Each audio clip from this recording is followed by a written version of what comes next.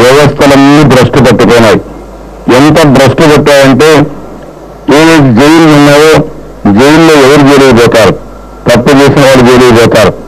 తప్పు చేసిన వాడు జైలుకి పోతే జైల్లో డిన్నర్లు చేసుకోవడం, జైల్లో తాగుడు అలవాటు చేసుకోవడం, జైల్లో టీవీలు పెట్టుకొని బ్లూ ఫిల్మ్ చేయడం, జైలు నుంచే ఫోన్లు చేసి సెటిల్మెంట్ చేయడం, తడాన వాళ్ళకు పడకుండా జైల్లోని హత్యలు చేసుకోవడం ఎక్కడో లేదని అడుగుతున్నాం.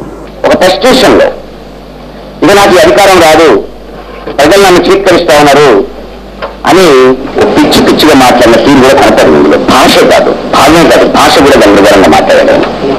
జైల్లో ఉన్న వాళ్ళు తాగుతున్నారట, నీళ్ళు చిత్రాలు చూస్తున్నారట. సో నువ్వు ముఖ్యమంత్రిగా చేశావా లేకపోతే ఇంకేమైనా పని చేశావా అని అడుగుతా ఉన్నాను. భాష నీతో కాదు, మార్పు వస్తుంది. ఆ నీటి చిత్రాలు నీ ఇంట్లోనే తయారైనా అని అడుగుతా ఉన్నాను. అది ఏమైనా పంపించావా జైలుకి? ఏమన్నా ఆ నీటి చిత్రాల ఫ్యాక్టరీ నీ ఇంట్లో ఉందా? నువ్వేమైనా జైలుకి పంపించావా? నీకు అంత సరదాగా అంటే నువ్వు జైలుకి వెళ్ళి చూడు మరి అందులో ఉంటే అన్నది ఎవరు అమాయకుడు మాట్లాడిన మాటలు కాదు.